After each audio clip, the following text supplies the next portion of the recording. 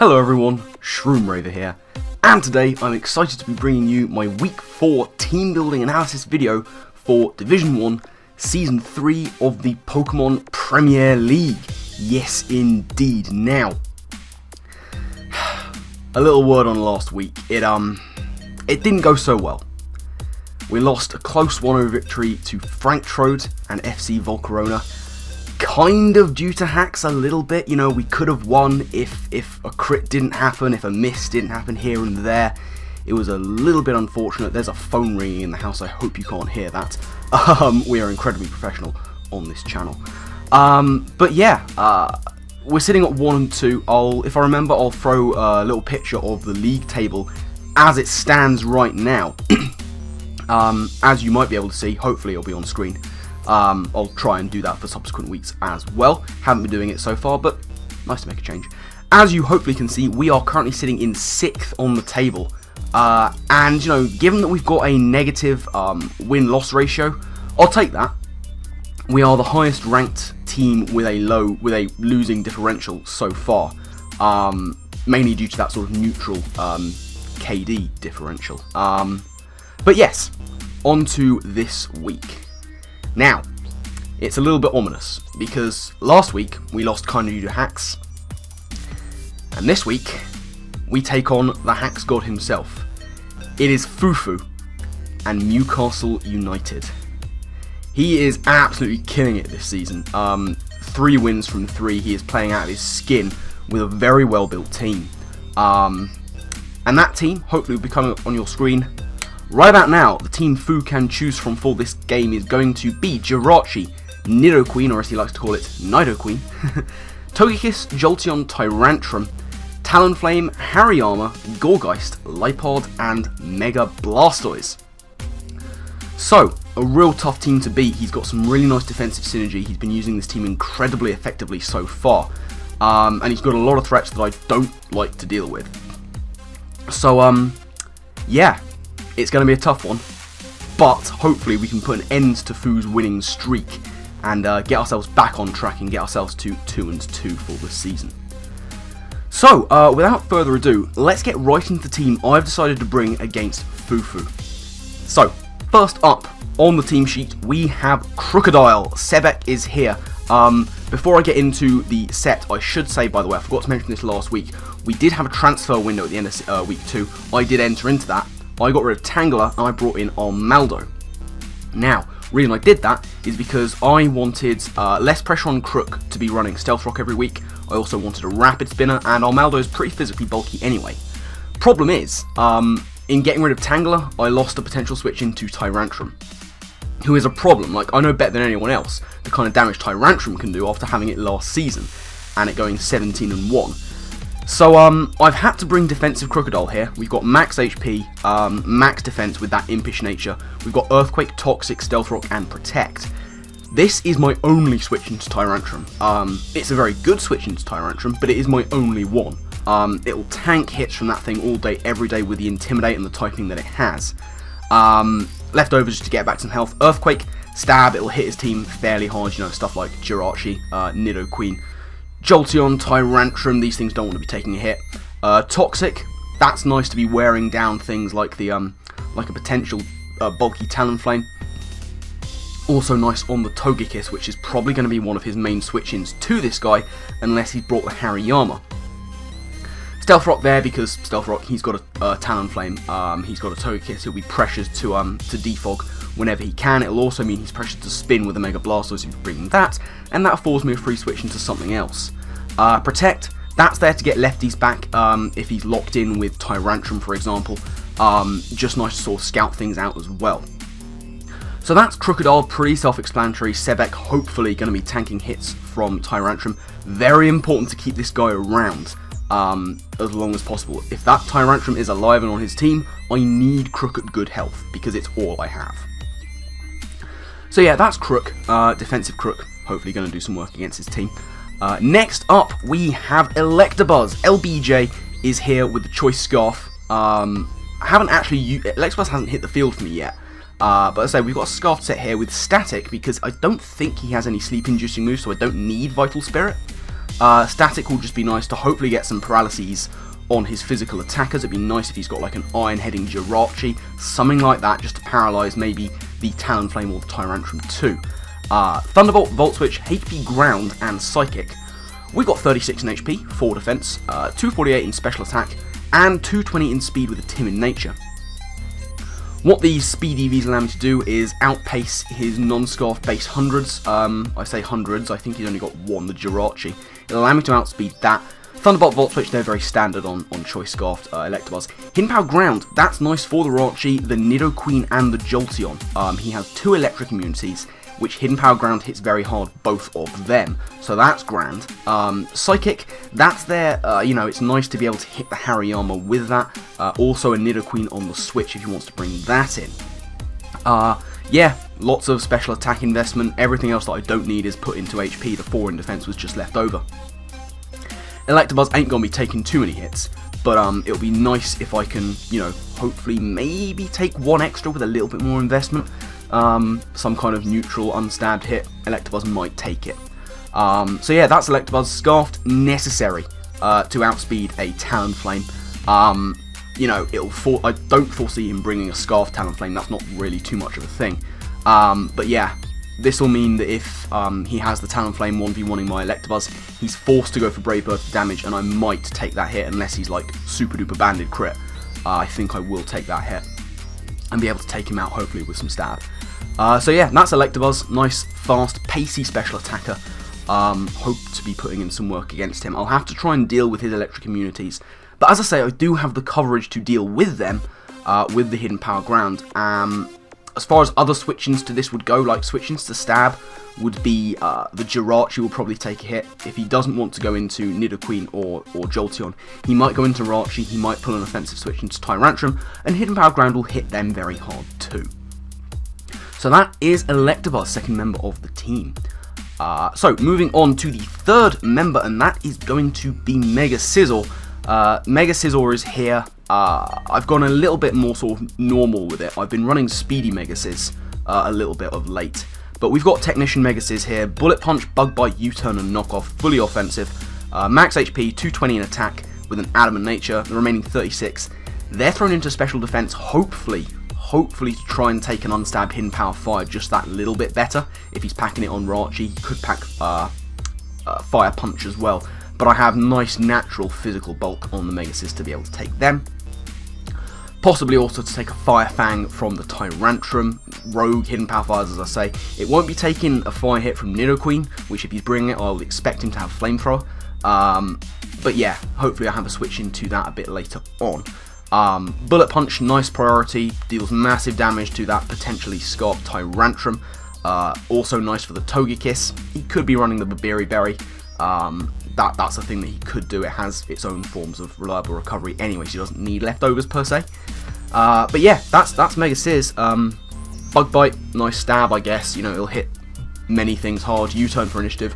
Knockoff, cause knockoff. Yeah, that's Mega-Scizor. Again, fairly self-explanatory stuff there. It's just bulky offensive Sizz doing what bulky offensive Sizz does, hopefully. Not too much more to say on it. So yeah, that's Mega-Sciz. Moving on really swiftly to the fourth member of the team, and that is going to be Latias. Redmond the Latias. Once again, we have Latias here, who's kind of been a little bit, what's the word I'm looking for?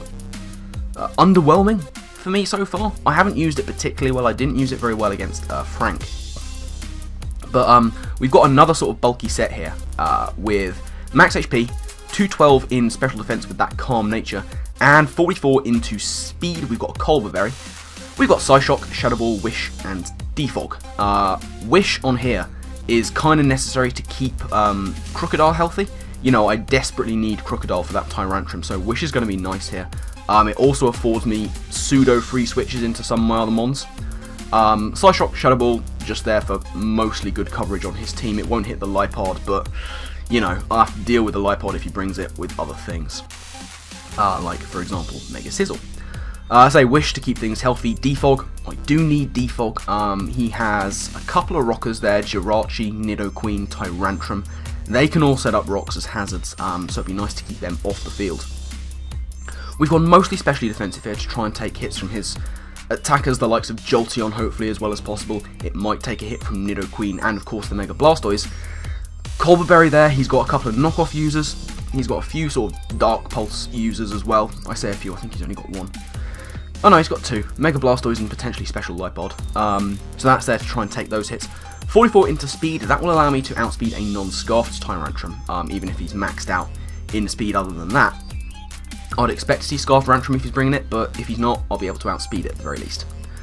So yeah, Latias, keep the team healthy, take a Dark hit if you can, defog away hazards when possible.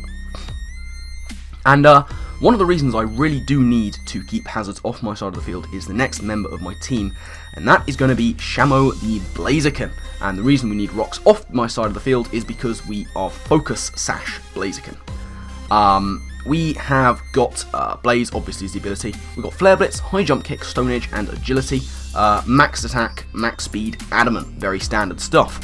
You know, Agility Blaziken can put the hurt on his team. I was originally not going to bring this because he does have that Talonflame, who is basically just a free switch into Blaziken on a down on his side.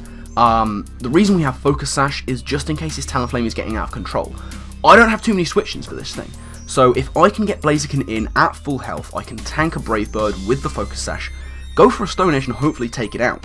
And that's kind of the only reason I have Focus Sash. You'll notice I have the Sash with Flare Blitz, which would seem counterproductive, but as I say, I need that item for the potential Talonflame. Take a hit, get him recoiled, and then Stone Edge him to death. You know, this will hit his team fairly hard anyway, you know. Flare Blitz does really nice damage to his mons. High Jump Kick, very good. It'll hit Mega Blastoise quite hard. Light Pod too. You know, Hariyama, Tyrantrum. None of these things particularly want to take a High Jump Kick. Not even Rachi too much. At the moment I do have max speed. What I might do in the interim is sort of have a look at what I need to outspeed with an agility and maybe edit things from there. But I do want to outspeed as many things as possible. So max speed might just be nice for that in case he wants to try and do some creeping on some of his not fully invested but still quicker Pokemon. So yeah, that is Blaziken. I have high hopes for Blaziken, as you know, throughout the season I've had high hopes for this guy. It's looking okay right now. I think he's like third in the MVP race so far, which is grand. But yeah, hopefully we can get another couple of KOs with it this week. Bit of a cough. Tea is always good. So, that's the fifth member of the team. Let's move on to the final team member, and that is going to be Tornadus.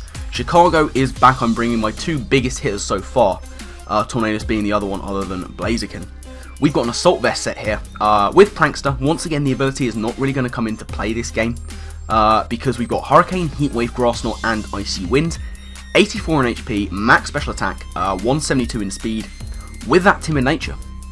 So once again, with that investment, I hit 168 in speed. That allows me to outspeed non-Scarf forms of Rachi and many of his other mons.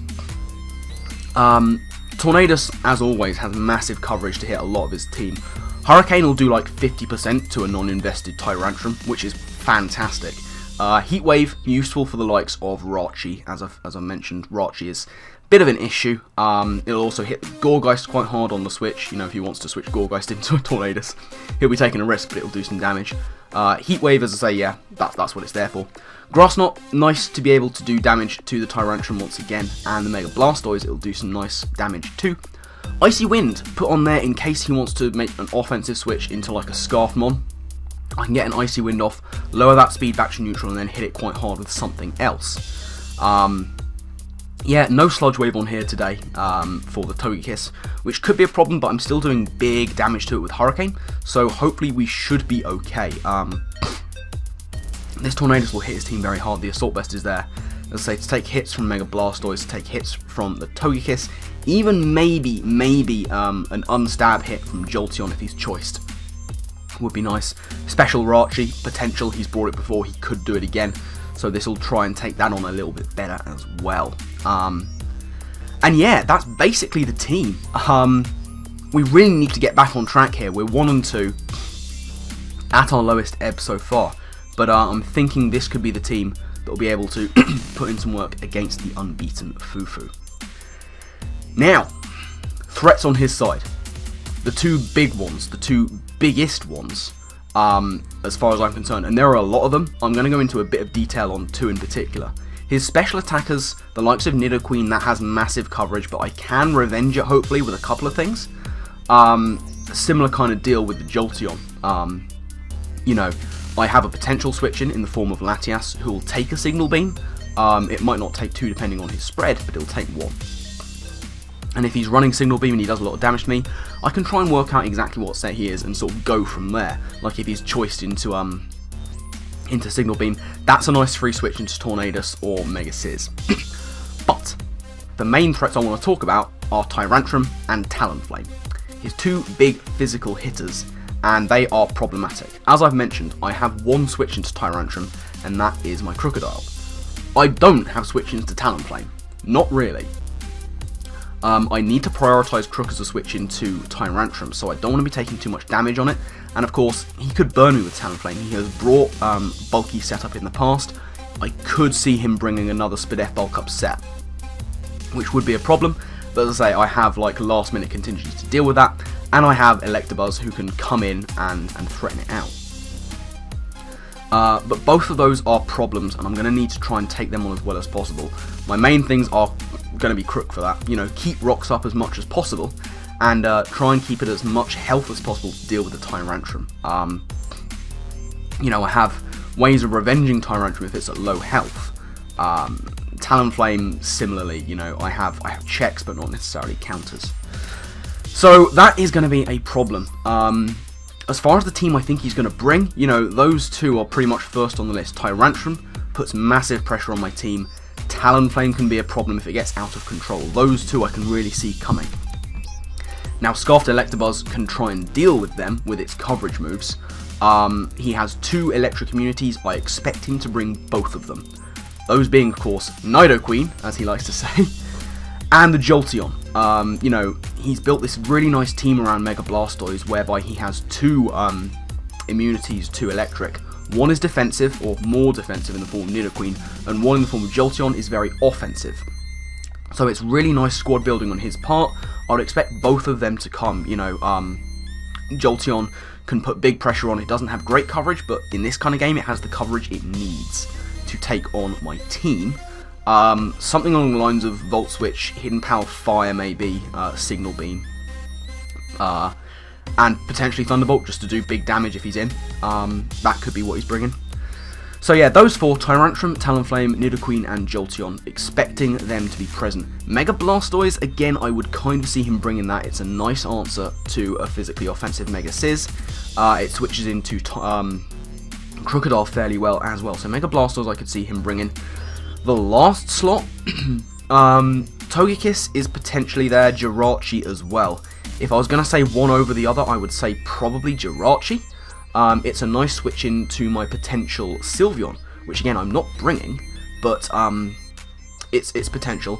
It will be able to put rocks up and therefore sort of keep the pressure off Tyrantrum from having to do that, and indeed Nidoqueen. So he could be bringing fully offensive Nidoqueen without rocks if he's got it on Jirachi. If he does have rocks on Jirachi, he's probably not going to be Scarfed, which is good because it means I can outspeed with Tornadus and indeed the Electabuzz. So yeah, that's the kind of team I'm expecting him to bring: Tyrantrum, Talonflame, Nidoqueen, Jolteon, Mega Blastoise, and Jirachi. The others, not so sure about. Hariyama I don't think has a wonderful matchup. You know, I have a potential Sylveon, I have a potential Latias and Tornadus, so I don't think he's going to want to bring that guy. Gourgeist, he's used it very well recently. Again, I don't see him bringing it. Liepard is a possibility, but again, I have that potential Sylveon. Sylveon is acting really well this game as a deterrent for some of those guys. So yeah, that's pretty much what I'm expecting. And yeah, that's basically all I have to say on it. So keep your eyes peeled for the battle. That'll be going up sometime early next week, I would imagine, probably on the Monday. And yeah, not too much more to say. We need this win. We really do. It'd be nice to put an end to Foo's unbeaten streak. We haven't beaten him before in a competitive game, ever. I think the only time I've actually ever beaten this guy was in a Gladiators game where we were just doing random picks, and the only reason I beat him was because I had a Reshiram, or like a Kyurem White, one of those two. And it was still a 1-0 because he nearly swept me with a Swatter of all things. This is way back in the day. But yeah, that's pretty much it.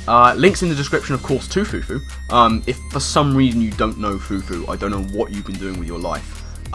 Because he is a fantastic guy overall. He is an excellent battler. He is very scary to try and take on. But we're hopefully going to do it. And yeah, hopefully we can get a win. Of course, links also to the PPL Twitch and YouTube. Keep up to date with all things PPL. Those links are down there as well. But I've rambled on for long enough. I'm going to wrap things up as we hit just over the 20-minute mark. So thank you all very much for watching. I do hope you've enjoyed. Keep your eyes peeled for the battle. That'll be going up early next week. But until then, yeah, I'm going to get out of here. So my final thank you to you all for watching. And I guess with that, I will see you next time. Laters.